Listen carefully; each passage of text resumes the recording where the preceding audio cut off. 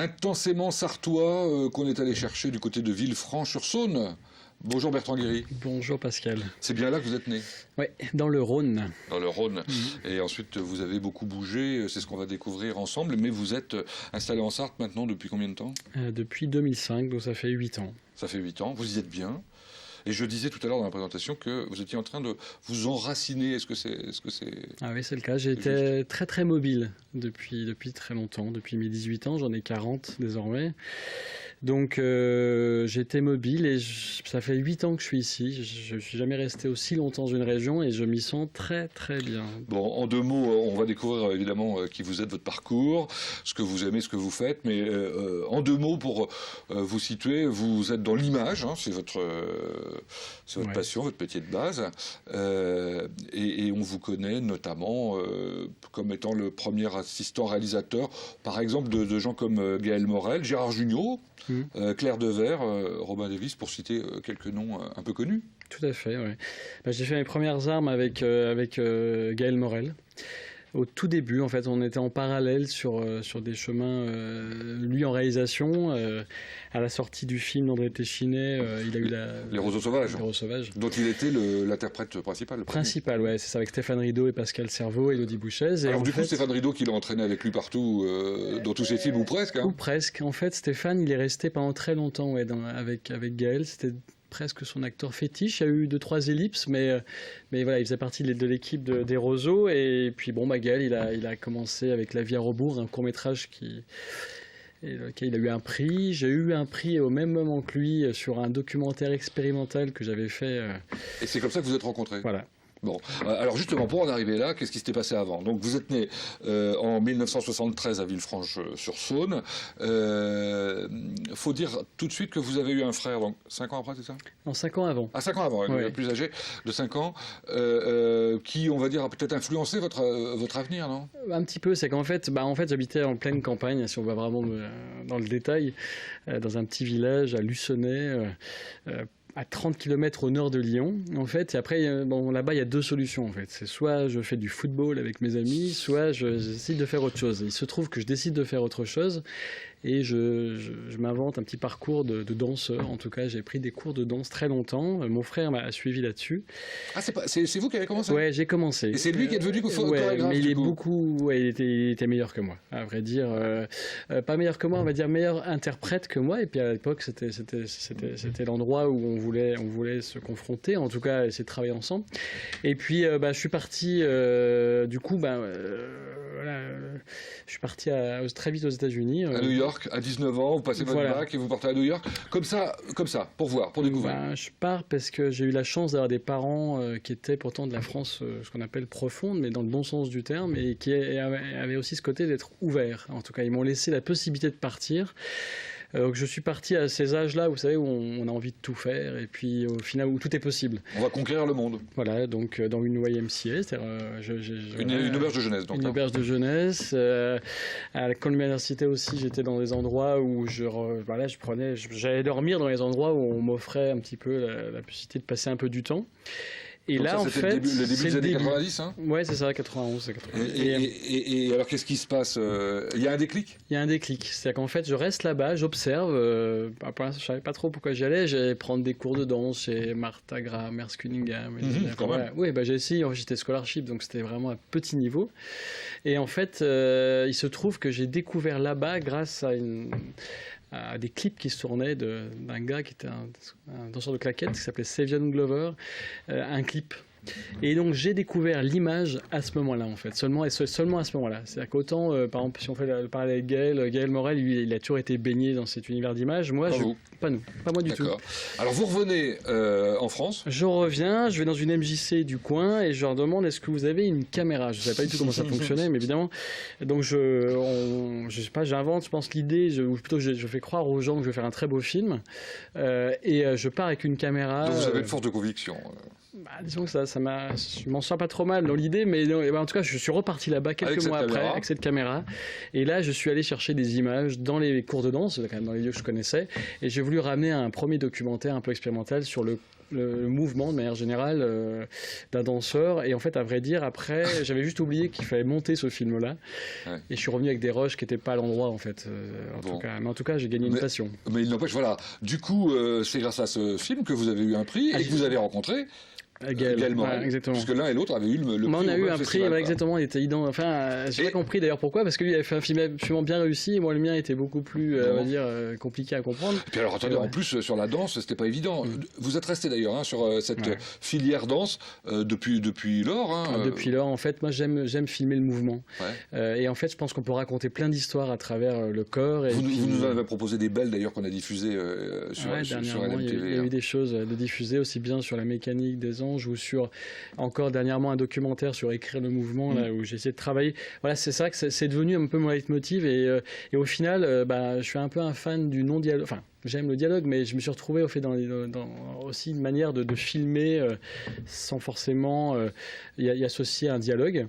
Et je pense qu'on peut raconter des vraies belles histoires. Donc oui, évidemment, je suis un fan de Buster Keaton, Charlie Chaplin et tous ces gens-là. Et puis j'ai des projets là-dessus. J'ai des projets sur des films où le corps raconte des choses et voilà. Donc ça, c'est l'empreinte qui me reste de la danse. Bon, ça vous empêche pas de vous ouvrir sur beaucoup d'autres domaines. La danse, c'est un peu la colonne vertébrale en quelque sorte, autour de l'image. Mais après, donc d'ailleurs, en étant assistant réalisateur de tous ces, je les ai pas tous cités, les réalisateurs, vous avez touché à des domaines très très divers. En fait, après, j'ai fait un choix, c'est qu'en fait, en tant qu'assistant réalisateur, j'ai préféré rester sur des films, ce qu'on appelle d'auteur, ou en tout cas de petit budget, on va dire, mais quand même avec des réalisateurs reconnus, parce que dedans, vous n'avez pas cité Philippe Ganrieux aussi, qui a été un vrai parcours pour moi dans le film Sombre. C'est-à-dire, en fait, c'est quelqu'un qui a aussi m'a apporté encore autre chose, et donc j'ai décidé de faire des films, on va dire, de Claire de Verre, Roman Davis, mais qui étaient des films encore où l'assistant était très impliqué dans la mise en scène. Et donc, mon parcours, il a été d'accompagner des gens sur leur désir de conter une histoire.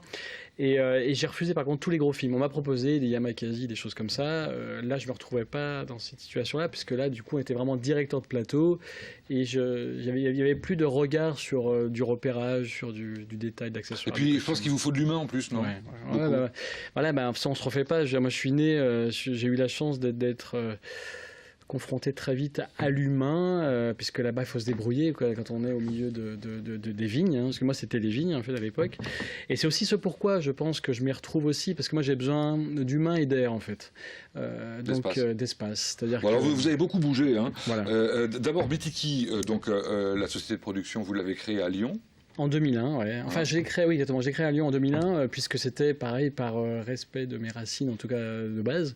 C'était de se dire, la région étant une grosse région de cinéma, ça racontait quelque chose que je la crée là-bas. On rappelle qu'il y a l'école, le truc de danse.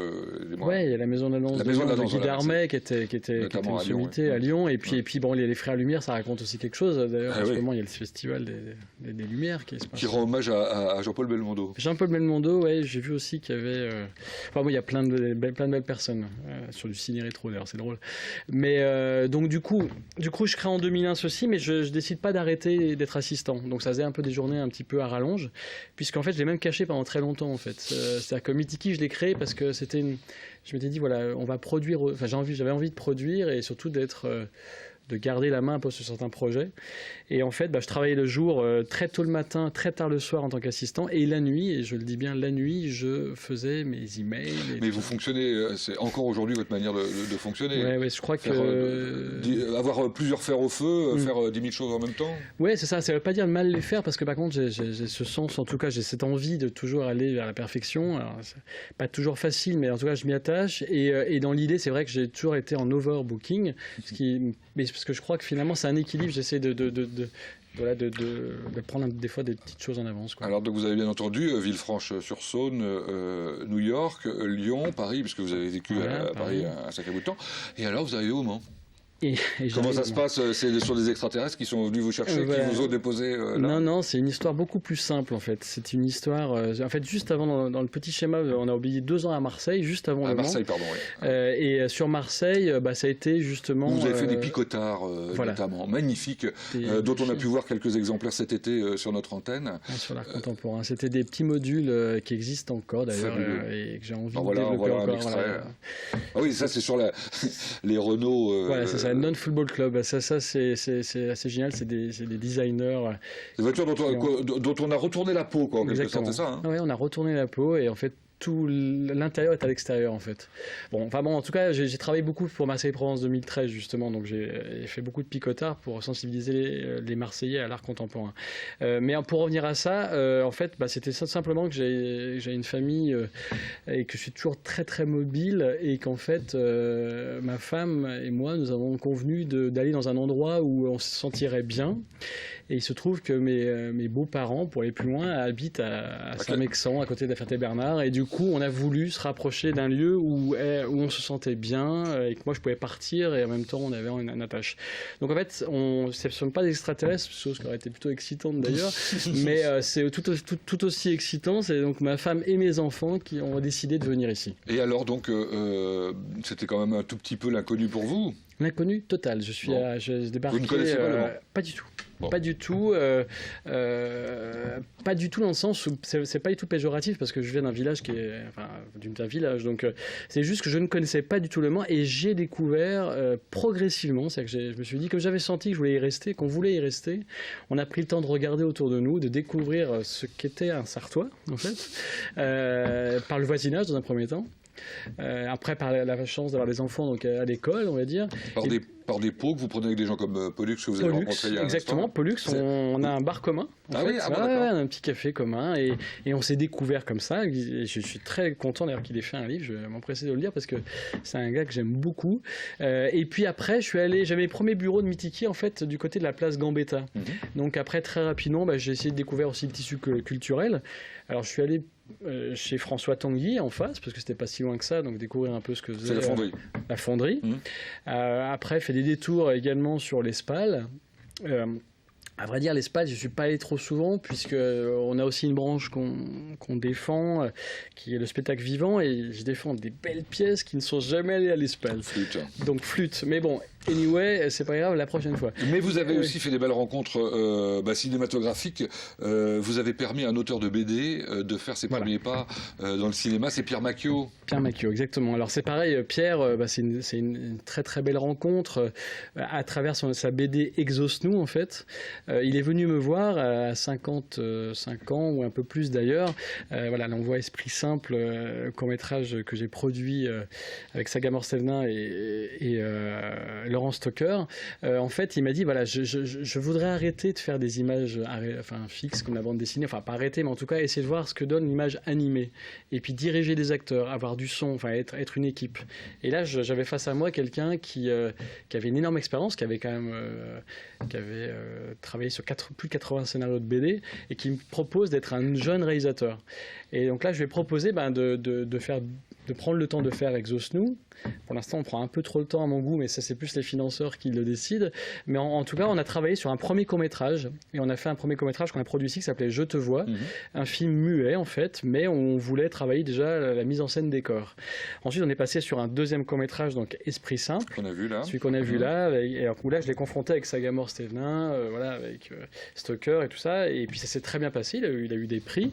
Et puis là, on est encore en train d'essayer de développer son long-métrage. Mais voilà, en local, on va dire qu'on a rencontré Pierre Lelès aussi. Alors Pierre Lelès qui est venu à travers aussi sa femme Marie-Liès, ils ont co-réalisé un documentaire que j'ai produit qui m'intéressait parce que ça s'appelait donc TED à l'école sur les troubles psychiques sur l'autisme et l'insertion en fait de jeunes autistes dans un cursus d'école avec des gens, ce qu'on pourrait appeler, j'aime pas dire le mot normal, mais en tout cas sans problème, sans déficience. Et là, une vraie rencontre aussi. On est parti 1 an sur ce tournage et au final, on a sorti un film. Voilà, un film une vraie rencontre d'exigence, hein, c'est-à-dire que vous... à chaque fois, certains en fait, je pense pas que je sois une personne toujours très facile à travailler ou à vivre, mais en tout cas, ce qui est sûr, c'est que l'exigence a fait que sur un projet qui était pour l'instant que des envies, on est arrivé à monter un film qui a eu une vie et puis qui continue à vivre, et d'ailleurs avec des réalisateurs avec qui j'ai envie de faire encore d'autres choses. Le temps passe tellement vite que je voudrais qu'on parle de l'avenir rapidement. Alors l'avenir immédiat, l'avenir a démarré il y a 3 semaines, c'est Ciné Rétro. Voilà, exactement, Ciné Rétro. C'est une drôle d'idée, ça. Alors c'est pas un ciné-club. C'est pas un ciné-club, non, c'est Ciné Rétro, c'est une envie de Sophie, ma femme et moi, en fait, sur un truc très simple. Je crois qu'on a envie de revoir des grands films sur grand écran, en fait. Et de partager avec d'autres. Et de partager surtout avec d'autres. Donc vous avez commencé par Les Dents de la Mer. Les Dents de la Mer, on a fait Les Dents de la Mer, on a fait les 3 volets du Retour vers le futur.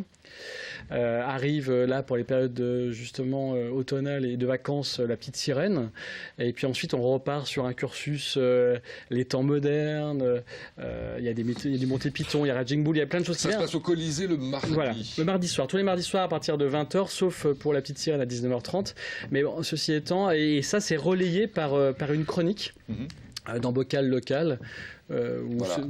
Avec Sophie qui vient parler des films.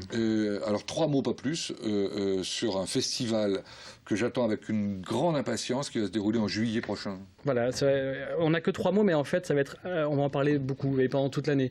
On a la chance, je pense, de dire de manière totalement officielle que sur le 11, 12 et 13 juillet 2014 sera organisé un festival sur le mythique, on peut appeler ça comme ça, Circuit des 24, festival Drive-In. Donc on va venir en voiture. Exactement. C'est-à-dire qu'en fait, on va pouvoir essayer de partager ces grands moments du cinéma sur la ligne droite des stands. Comme les Américains. Il y aura des tout années autour. 50, enfin. Voilà. Bon, voilà. Et j'oriente ce festival sur les métiers du cinéma. J'insiste là-dessus. C'est-à-dire qu'en gros, en plus, toute la journée, ça se passe le vendredi, le samedi, le dimanche, il y aura des expositions, des conférences, des ateliers avec des directeurs photos, des ingénieurs du son. Et on va pouvoir découvrir l'envers du décor, les backstage d'un circuit et d'un film. Il nous l'a bien vendu, Bertrand Guéry, et qui va bientôt devenir professeur de cinéma, puisqu'il a envie de monter aussi une école de cinéma au Mans.